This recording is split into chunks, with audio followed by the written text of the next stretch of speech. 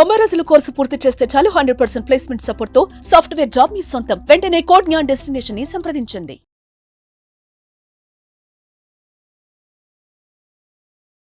Welcome to Suman TV. నేను మీ Suman TV. Nag hero Rana and Venkatesh గారు.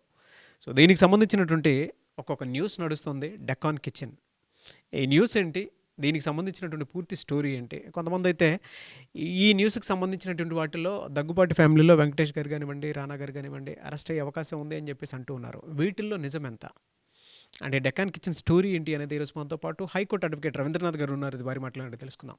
Hello sir. హాయ్ అండి నాగరాజ్ గారు. సార్, ఈ డెకాన్ కిచెన్ స్టోరీ ఏంటి సార్ అసలు? Deccan kitchen film Nagar road number 1లో ఉన్నటువంటి ఈ డెక్కన్ కిచెన్, యాక్చువల్గా ఈ డెక్కన్ కిచెన్ స్టోరీ ఏదైతే ఉందో ఇప్పుడు మీరు అడిగినట్టుగా ఇద్దరు వ్యక్తుల స్టోరీ. దాంట్లో జిహెచ్ఎంసీ ఎంటర్ అయింది, దాంట్లో మరలా పొలిటికల్ ఇన్వాల్వ్మెంట్ జరిగింది. ఇట్లా రకరకాల యాంగిల్స్లో సమ్మిళితమైపోయి ఒక రౌండ్ అనమాట. అంటే ఇద్దరు వ్యక్తులతో జిహెచ్ఎంసీ ఇంటర్ఫేర్ అయింది.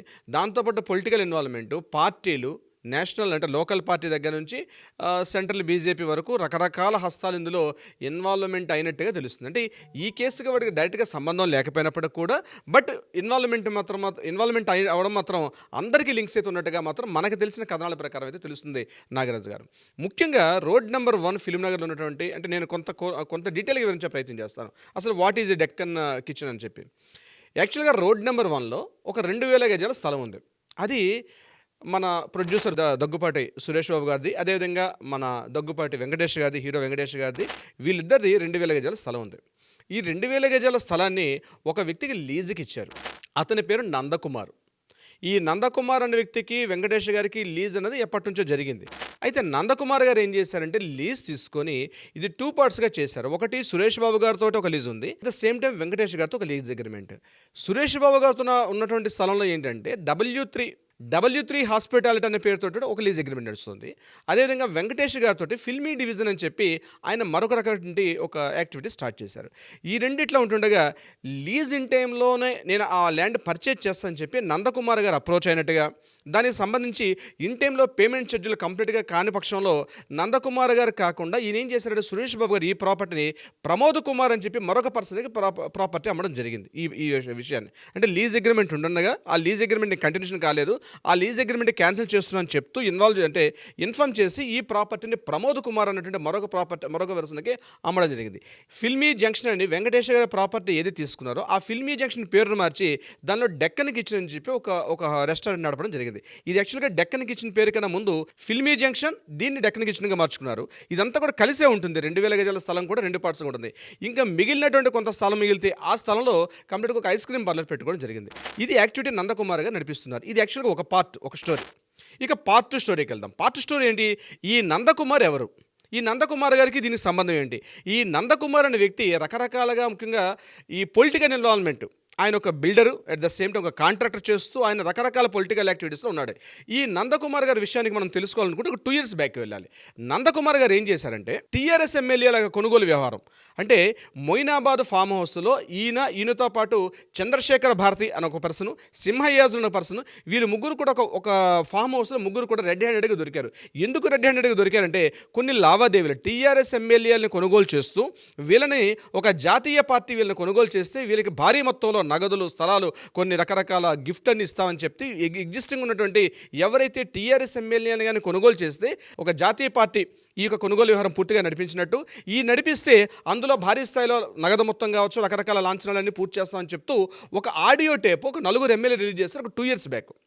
ఆ 4 ఎమ్మెల్యేలు ఏదైతే చెప్పారో దానికి తీసుకున్నటువంటి మొయినాబాద్ ఫామ్ హౌస్లో వాళ్ళు చెప్పినట్టుగా వెళ్ళినప్పుడు ఈ మొయినాబాద్ ఫామ్ హౌస్లో ఈ 3 వ్యక్తులు ఉన్నారు. అయితే ఈ మొయినాబాద్ ఫామ్ హౌస్లో 3 వ్యక్తులు ఈ నందకుమార్ ఒక వ్యక్తి, రామచంద్ర భారతి, నందకుమారు, సింహయాజులు, వీళ్ళు 3 కూడా రెడ్ హ్యాండెడ్గా దొరికారు. అయితే వీళ్ళకి కేవలం మన హైదరాబాద్ ఒకటే కాకుండా కర్ణాటక, హర్యానా, పంజాబ్, ఢిల్లీ ఈ ప్రాంతాలతో కూడా రకరకాల, అంటే భారీ స్థాయిలో రకరకాల డిస్కషన్ జరిగాయని ఆడియో క్లిప్లు కూడా ఒక 2 years బ్యాక్ భారీ స్కామ్ బయటపడిందట. అంటే ముఖ్యంగా ఎమ్మెల్యేలను కొనుగోలు చేసే ప్రయత్నంలో ఎప్పుడైతే న్యూస్ దొరికిందో ఈ న్యూస్ సంబంధించి ఈ నందకుమార్ గారిని అరెస్ట్ చేసి ఈయన మరలా రిమాండ్లో కూడా పెట్టారు. అప్పట్లో రిమాండ్లో పెట్టడం కూడా జరిగింది. ఎవరైతే ఈ ప్రధానంగా రామచంద్ర భారత్ అనేటువంటి ఎవరైతే స్వామీజీ ఉన్నారో ఈ స్వామీజీ ఆధ్వర్యంలోనే పూర్తిగా ఈ వ్యవహారం అంతా నడిచినట్టుగా అప్పట్లో ఒక 2 ఏళ్ల క్రితం ఒక పెద్ద ఇష్యూ నడిచింది అప్పట్లో. దీని మీద మళ్ళీ ఏసీబీ వాళ్ళు కూడా అరెస్ట్ చేశారు. అయితే ఏసీబీ రోజులు అరెస్ట్ చేసి 14 డేస్ జైలుకి పంపించినప్పుడు అక్కడ కీలకంగా వీళ్ళ దగ్గర ఎటువంటి నగదు అంటే అమౌంట్ పెద్ద మొత్తం దొరకలేదు కాబట్టి అప్పుడు హైకోర్టు ఏం చేసిందంటే ఈ రిమాండ్ని క్యాన్సిల్ చేసింది. ఆ రిమాండ్ క్యాన్సిల్ అవ్వడంలో ఒక 15 రోజుల పాటు పోలీస్ కస్టడీ ఉండి కూడా నందకుమార్ రిలీజ్ అయ్యాడు. ఆ టైంలో ఈడీ ఎంక్వైరీ చేయడం, ఎన్ఫోర్స్మెంట్ డైరెక్టరేట్, అదేవిధంగా ఏసీబీ వీళ్ళందరూ కూడా ఎంక్వైరీస్ చేశారు ఈ నందకుమార్కి. ఆ నందకుమారు అప్పట్లో టీఆర్ఎస్ ఎమ్మెల్యేల కొనుగోలు వ్యవహారంలో కీలకంగా ఒక పాత్ర పోషించాడు. ఈ ఇష్యూ ఇలా ఉంటుండగానే అట్ ద సేమ్ టైం అదే 2 ఇయర్స్లో ఏం జరిగిందంటే మరి ఏమి జరిగిందో ఏంటన్నది అధికారికంగా తెలియాలి, మనమైతే అఫీషియల్గా చెప్పలేం. కాబట్టి విషయం ఏంటంటే ఇదే సమయంలో అప్పుడు లోకేష్ కుమార్ జీహెచ్ఎంసీగా పనిచేస్తుంటే కమిషనర్ లోకేష్ కుమార్ ఇమీడియట్గా ఒక సండే పూట కంప్లీట్గా వెళ్ళి ఆ యొక్క ఏదైతే ఉందో ఈ యొక్క ఇప్పుడు నేను చెప్పిన డెక్కన్ కిచెన్ పార్ట్ని కంప్లీట్గా కూల్చేయడం జరిగింది. ఏది ఒకవైపు కేసు కోర్టులో నడుస్తుంది, ఈ నందకుమార్ అరెస్టు ఈ వ్యవహారంతో ఆ పార్ట్ నడుస్తుండగానే at the same time Deccan కిచెన్ని పూర్తిగా కూల్చివేయడం జరిగింది. అయితే ఇక్కడ రానా దగ్గుపాటి గారికి వెంకటేష్ గారికి ఉన్నటువంటి ఏదైతే ఈ ప్రాపర్టీ ఇష్యూ ఉందో నందకుమారికి మధ్యలో ఉన్నటువంటి ప్రాపర్టీ, ఇదే సమయంలో సురేష్ బాబు గారు ఏం చేశారంటే దగ్గుబాటి సురేష్ బాబు గారు ఈ ప్రాపర్టీ లీజ్ అగ్రిమెంట్ ఉంటుండగానే ప్రమోద్ కుమార్ గారు ప్రాపర్టీ అమ్మడం, అట్ ద ప్రమోద్ కుమార్ కూడా మరొక సేల్ అగ్రిమెంట్ ఇచ్చినట్టుగా. అయితే అట్ ద సేమ్ టైం ఈ ప్రాపర్టీని సురేష్ బాబు గారు తన అబ్బాయి అయినటువంటి రానా దగ్గుబాటి గారు ఈ ప్రాపర్టీ ట్రాన్స్ఫర్ చేశారు ఈ ప్రాపర్టీని. అయితే నేను లీజ్ అగ్రిమెంట్లో ఉంటుండగా ఈ ప్రాపర్టీని మీరు ఎట్లా సేల్ చేస్తారని చెప్పి ఎవరైతే నందకుమార్ గారు ఉన్నారో హైకోర్టుకు అప్రోచ్ చేయడం జరిగింది. ఈ సందర్భంలో హైకోర్టు కీలకంగా ఆదేశాలు జారీ చేసింది.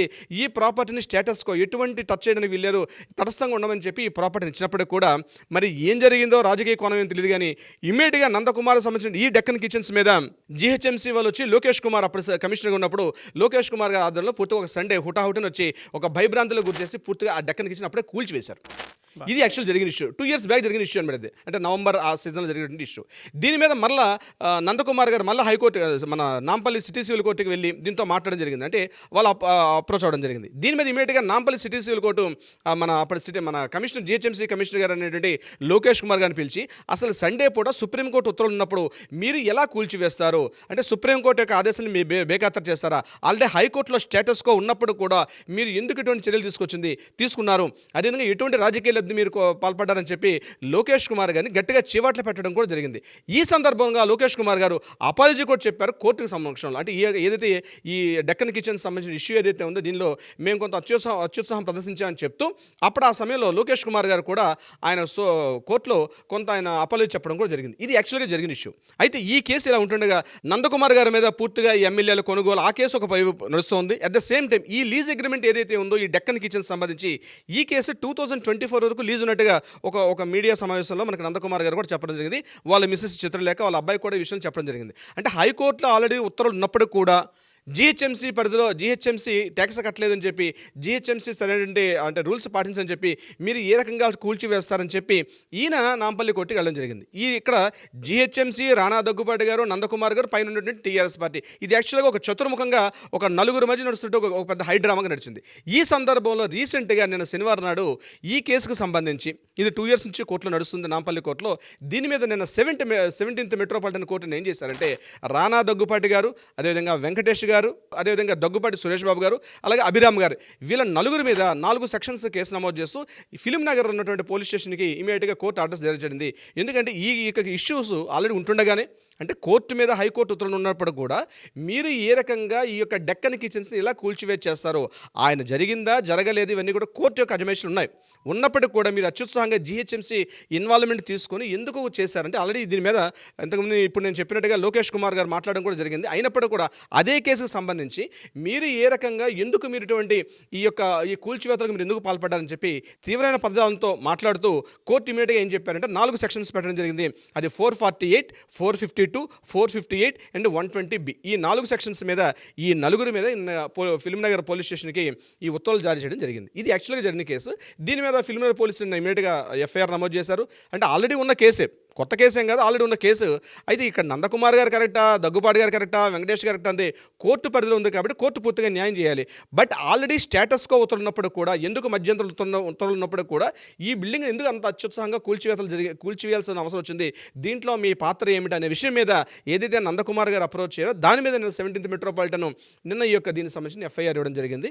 అది ఈ కేసు ఇంకా నేను ఫిల్మ్ నగర్ పోలీసులను చేశారు. దీని మీద ఎంక్వైరీ కూడా చేస్తారు. నిన్న దీన్ని 141 CRPC ఇచ్చి ఈవెన్ పోలీసులు కూడా వెళ్ళడం మాట్లాడడం కూడా జరుగుతుంది. మరి అరెస్ట్ కాదా ఈ ఇష్యూ ఎలా ఉంటుందంటే కోర్టు పరిధిలో ఉంది కాబట్టి ఇంతగా మనం ఎక్కువ మాట్లాడుకోవడం కరెక్ట్ కాదు. నాగరాజ్ గారు చూద్దామండి ఏ విధంగా ఉంటుంది అనేది. బట్ ఈ మధ్య కాలంలో అయితే అటు ఇండస్ట్రీ వైపు నుంచి ఇటు పొలిటికల్ వైపు నుంచి కనుక మనం చూసుకుంటే ఒక హైడ్రామా మాత్రం ఎప్పటికప్పుడు క్రియేట్ అవుతూనే ఉంది, అండ్ ఒక సెన్సేషన్ కోసం అనేటువంటిది.